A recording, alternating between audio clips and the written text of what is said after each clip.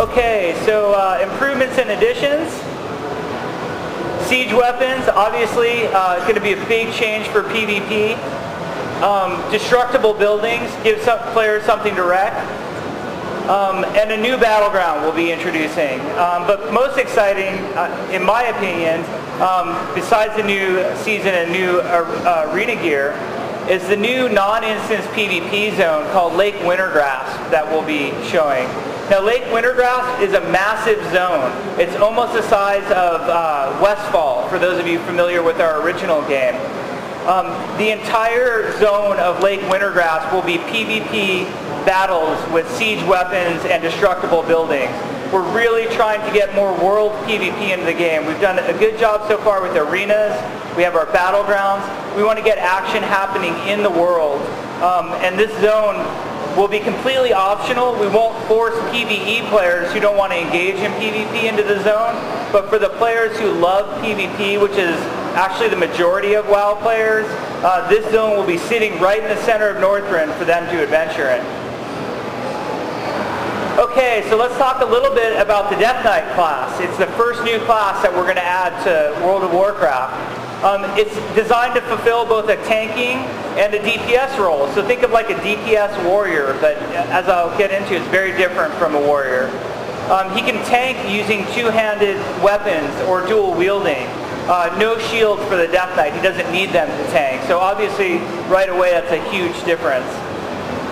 Here's some of the weapons that the Death Knight will wield. His weapons will be integral, as I'll explain in a minute. He'll wear plate armor, so it'll be our third plate-wearing class. And here's some concept art of what a Death Knight might look like in World of Warcraft.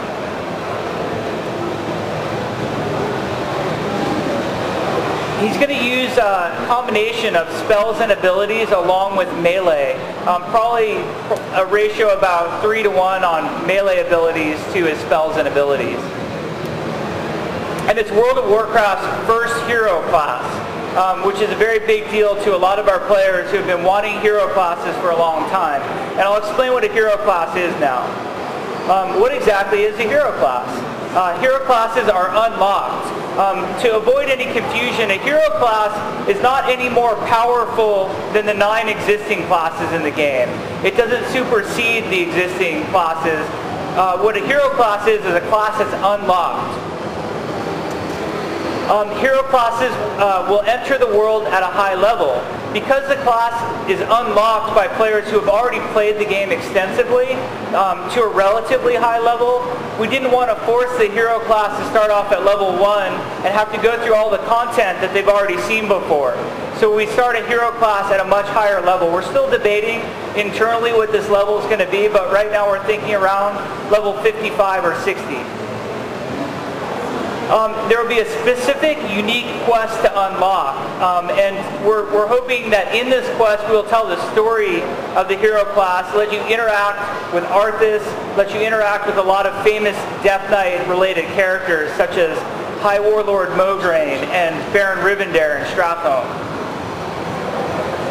By doing the hero class in this fashion, it allows us the flexibility to add more hero classes to the game over time with additional expansions.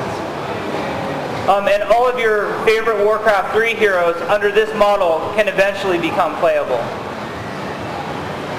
I said can, not will be. No, I'm just kidding. So there will be a new resource system, like we did energy for the rogue and rage for the warrior and mana for all of our other classes. The Death Knight's going to have a completely new resource system called the rune system, and we'll explain that a little bit more. There are 3 rune types. There's blood, frost, and unholy. So those are the 3 rune types that a Death Knight can inscribe on his weapons, and we'll show you more of that in a second. Runes must be carved into the Death Knight's weapons before those abilities can be used, and then the abilities are on a reuse timer as he uses them. So we'll show you some of the interface. So here's a Death Knight resource example of what the interface might look like. As you can see right here, he's got 2 frost, 2 unholy, and 2 blood runes. And that's a customized choice that the Death Knight gets to make on his weapon. We'll show you another example. just illustrating that the Death Knight can make the choice. He's got 2 Frost runes and then 4 of the Blood runes. And certain runes can make other runes activate, so you'll come up with rune combos for your Death Knight. And then lastly, this would be all unholy runes in the weapon. Somebody doing this would obviously be doing like a very specialized role, or maybe participating in the end game in some way. The rune cooldowns can be modified by other abilities, so you can do certain spells and abilities, and they might be unlocked by talents that will allow your runes to refresh. As I just said, the certain runes have the ability to activate each other. Spells can consume more than 1 rune at a time, so for example, Death Strike might require Unholy and Blood at the same time. So Death Knight has to be careful how he inscribes his weapon.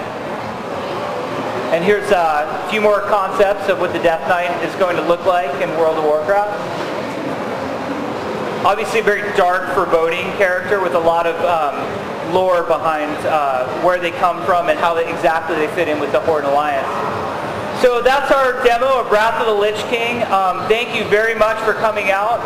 We'd also like to remind you that there's both games, StarCraft 2, fully playable here at the show, and Wrath of the Lich King, we've got a fully playable zone, Howling Fjord. We also have a completely playable 5-man instance if you want to come adventure in that.